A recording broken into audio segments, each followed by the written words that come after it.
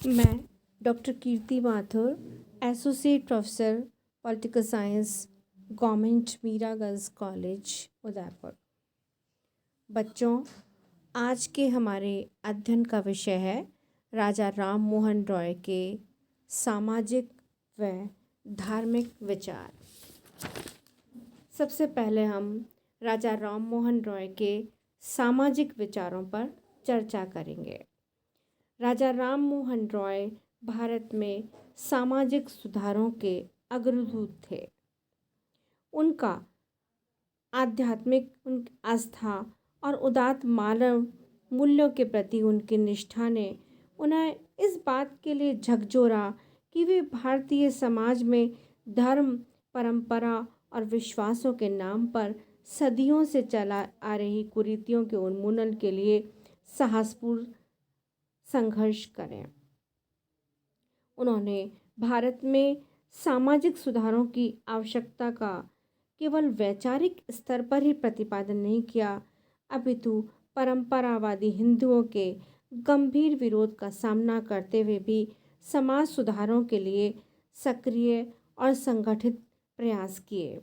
और यह उनके प्रयासों का ही परिणाम था कि भारत में विशेषतः हिंदू समाज में शताब्दियों से चले आ रहे सामाजिक अन्याय के अनेक पक्षों का प्रचलन समाप्त करने के लिए राज्य को कदम उठाना पड़े। और उनके सामाजिक विचार इस प्रकार हैं। उन्होंने जाति प्रथा व सामाजिक असमानता का विरोध किया। राजा राम मोहन रॉय ने भारत में प्रचलित जाति प्रथा और जातियों के आधार पर ऊंच नीच के भेदभावों का घोर विरोध किया और वे जाति प्रथा को हिंदू जाति का कलंक मानते थे। जाति प्रथा की समाप्ति के लिए उन्होंने अंतरजातीय विवाह इंटरकास्ट मैरिज का समर्थन किया। नेक्स्ट है सती प्रथा का विरोध और विधवाओं के पुनर्विवाह का समर्थन। राजा राम मोहन रॉय ने सती प्रथा के विरोध में निर्णायक अभियान चलाया और सती प्रथा के अमानवीय पक्ष का उन्होंने प्रत्यक्ष उन्हें अनुभव था उसका। 1811 में उनके बड़े भाई श्री जगमोहन की मृत्यु के बाद जब उनकी भाभी को बलपूर्वक उनके भाई की चिता के साथ जला दिया गया, इस घटना ने राजा राम मोहन रॉय को सती प्रथा के विरुद्ध विद्रोह के लिए प्रेरित कर दिया था। और उन्होंने देखा कि बाल्यकाल में ही लड़कियों का विवाह कर दिया जाता था, उन्हें पर्दा में रखा जाता और सती प्रथा जैसी बर्बर और क्रूर व्यवस्था के द्वारा पति की मृत्यु होने पर जीवन से ही वंचित कर दिया जाता था। राजा राम मोहन रॉय का यह मानना था कि सती प्रथा का कोई धर्म सम्मत या शास्त्रीय आधार नहीं था।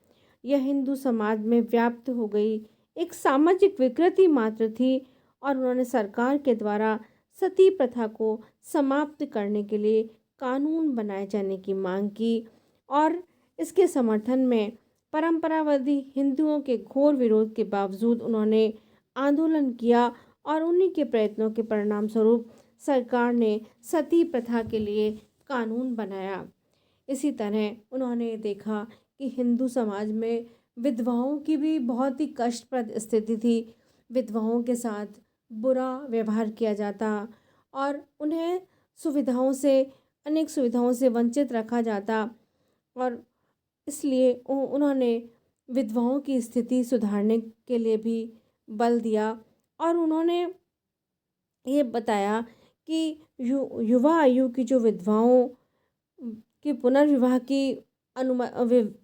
की बात कही और उन्होंने युवा आयु की विधवाओं के पुनर्विवाह का बहुत ही समर्थन किया और प्रौढ़ आयु की विधवाओं को शिक्षित करके उन्हें आर्थिक दृष्टि से आत्मनिर्भर बनाने और उनके लिए समाज में सम्मानपूर्ण जीवन व्यतीत करने की परिस्थितियां उत्पन्न करने के पक्ष में सामाजिक वातावरण बनाने के लिए सक्रिय प्रयास किए। नेक्स्ट है स्त्री स्वतंत्रता का समर्थन। राजा राम मोहन रॉय का ये मानना था कि स्त्रियों को जब तक समाज में सम्मानपूर्ण स्थान प्राप्त नहीं हो सकता, तब तक देश का विकास और देश का उत्थान नहीं हो सकता। उन्होंने स्त्रियों को बौद्धिक और मानसिक क्षमताओं की दृष्टि से हीन समझने के दृष्टिकोण का प्रबल विरोध किया और अपने तर्कों और ऐतिहासिक तथ्यों के आधार पर यह सिद्ध किया कि विकास के अवसर प्राप्त होने पर स्त्रियां बौद्धिक, मानसिक और चारित्रिक क्षमता में पुरुषों की अपेक्षा अधिक सक्षम और श्रेष्ठ हो सकती हैं।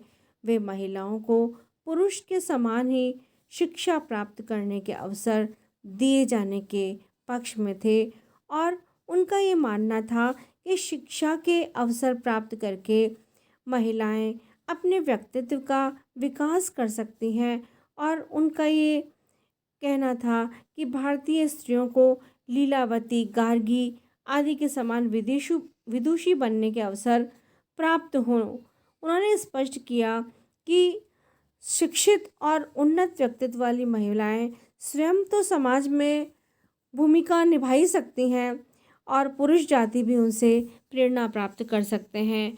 राजा राम मोहन रॉय ने स्त्रियों की स्थिति में सुधार करने के लिए हिंदू समाज में प्रचलित पुरुषों की बहुविवाह की पद्धति का भी विरोध किया।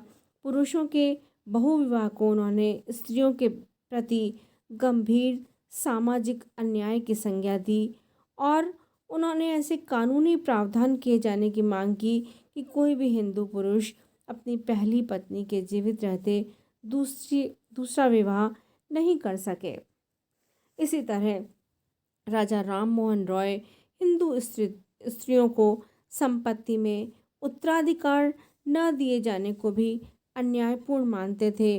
उन्होंने हिंदू स्त्रियों को संपत्ति में उत्तराधिकार प्रदान करने के लिए सक्षम कानूनी उपाय बनाने की मांग की। Modern encroachment on ancient rights of female according to the Hindu law of heritage, Hindu उत्तराधिकार विधि पर आधारित स्त्रियों के प्राचीन अधिकारों का आधुनिक अतिक्रमण शीर्षक विद्वतापूर्ण लेख में उन्होंने प्राचीन भारतीय धर्मशास्त्रियों और याज्ञवल्क्य, नारद, विष्णु, कौटिल्य के शास्त्रों से उदाहरण देकर यह सिद्ध करने का प्रयास किया कि प्राचीन भारत में विधि शास्त्र और धर्मशास्त्र में स्त्रियों को भी संपत्ति का उत्तराधिकार स्वीकार किया जाता था। अतः स्त्रियों को भी संपत्ति में उत्तराधिकार प्रदान किया जाए। उन्होंने स्त्रियों की शिक्षा पर भी बल दिया और उन्होंने कहा कि स्त्रियां जो हैं वो शिक्षा के द्वारा जागरूक बने, अपने अधिकारों के प्रति जागरूक बने और अपनी सामाजिक और आर्थिक स्थिति को वो सुधार सकती हैं। इस तरह राजा राम मोहन रॉय ने स्त्रियों की स्थिति में सुधार के अनेक प्रयास किए। नेक्स्ट है रूढ़िवादिता और संकीर्णवादिता का विरोध। रूढ़िवादिता और अंधविश्वासों का भी राजा राम मोहन रॉय ने तीव्र विरोध किया और वे ये मानते थे कि किसी भी परंपरा को तभी अपनाना चाहिए जबकि उसके पीछे कोई औचित्य हो। हर परंपरा का विवेक सम्मत मूल्यांकन करके ही उसे अपनाया जाना चाहिए, अन्यथा उस परंपरा का त्याग कर दिया जाना चाहिए। और उन्होंने ये स्पष्ट किया कि भारतीय समाज में अनेक ऐसी रूढ़ियाँ प्रचलित थीं जिनका आधुनिक सम्मत में कोई तर्कसम्मत आधार या व्यावहारिक औचित्य नहीं था। अतः वे सामाजिक जीवन में संकीर्णता के घोर विरोधी थे और उनका ये मानना था कि भारतीयों को दूसरी सामाजिक पद्धतियों से अच्छी बातें और श्रेष्ठ मूल्य ग्रहण करने में उदार और खुला दृष्टिकोण अपनाया जाना चाहिए। अब हम चर्चा करेंगे राजा राम मोहन रॉय के धार्मिक विचारों के बारे में।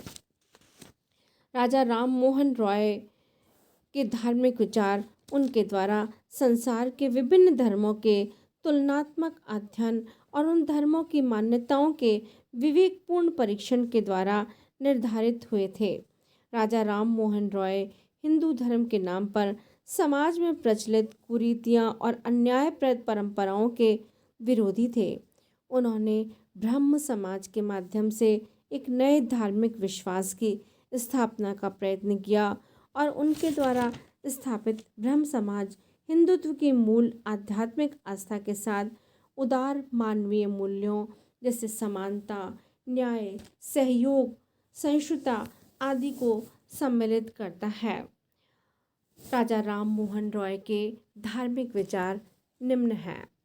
फर्स्ट है एकेश्वरवाद का प्रतिपादन और बहुदेववाद का खंडन। राजा राम मोहन रॉय उपनिषदों के आध्यात्मिक एकत्ववाद और कुरान के तौहीद ईश्वर की एकता के सिद्धांत से प्रभावित थे। उन्होंने एकेश्वरवाद का प्रतिपादन करते हुए हिंदुओं के बहुदेववादी विचारों का खंडन किया और उनका ये मानना था कि ईश्वर एक है और वो सर्वत्र विद्यमान है। नेक्स्ट है मूर्ति पूजा और बलि प्रथा का विरोध। राजा राम मोहन रॉय मूर्ति पूजा के घोर विरोधी थे। राजा राम मोहन रॉय धर्म को परम सत्य की अनुभूति तथा मानवीय मूल्यों की स्वीकृति का आधार मानते थे और इसी कारण वे धर्म के नाम पर प्रचलित आडंबरों जैसे मूर्ति पूजा, बलि प्रथा आदि के विरोधी थे। वे धार्मिक मान्यताओं के विवेकपूर्ण परीक्षण के पक्षधर थे और उनका ये मत था कि हिंदू धर्म की मूल आस्था सत्ता के अद्वैत और उसके आध्यात्मिक स्वरूप में व्यक्त होती है, जिसमें मूर्ति पूजा के लिए कोई स्थान नहीं हो सकता। और उनका ये मानना था कि मूर्ति पूजा के कारण हिंदुओं में अनावश्यक कट्टरता और भेदभाव उत्पन्न हो गए हैं, जिनके कारण धार्मिक तनाव उत्पन्न होते हैं। उनकी दृढ़ आस्था थी कि मूर्ति पूजा केवल अनुचित ही नहीं है, अपितु समस्त हिंदू शास्त्र भी मूर्ति पूजा की अनुमति नहीं देता है। इसी तरह उन्होंने बलि प्रथा का भी विरोध किया और बलि प्रथा को उन्होंने अनैतिक और मानवता विरोधी और घृणित माना। नेक्स्ट है अंधविश्वासों का विरोध। राजा राम मोहन रॉय धार्मिक मान्यताओं को उनके प्रचलित रूप में नहीं अपितु उनके तार्किक परीक्षण के पश्चात और उसके व्यवहारिक औचित्य के आधार पर स्वीकृत करने के पक्ष में थे और उनका ये मानना था कि धार्मिक विश्वास जो मूल रूप में शाश्वत मूल्यों और सिद्धांतों पर आधारित थे, व्यवहार में अनेक प्रकार की विकृतियों का शिकार हो गए थे। उनका ये विश्वास था कि हिंदू धर्म में प्रचलित अनेक दोहरे मापदंडों के प्रचलन और पाखंड जो हैं उन पर कटु प्रहार किया जाना चाहिए और उनका ये मानना था कि ऐसे पाखंडों का प्रचलन ब्राह्मणों ने अपने स्वार्थों की पूर्ति के लिए किया। नेक्स्ट है शाश्वत मानवतावाद और धार्मिक सहिष्णुता का प्रतिपादन।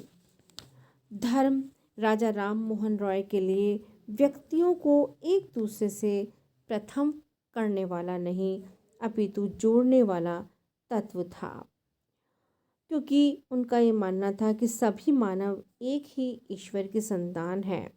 उन्होंने धर्म के शाश्वत मानवीय पक्ष को सबसे अधिक महत्वपूर्ण माना और यह स्वीकार किया कि धर्म मानव के जीवन को सार्थक बनाने का माध्यम है।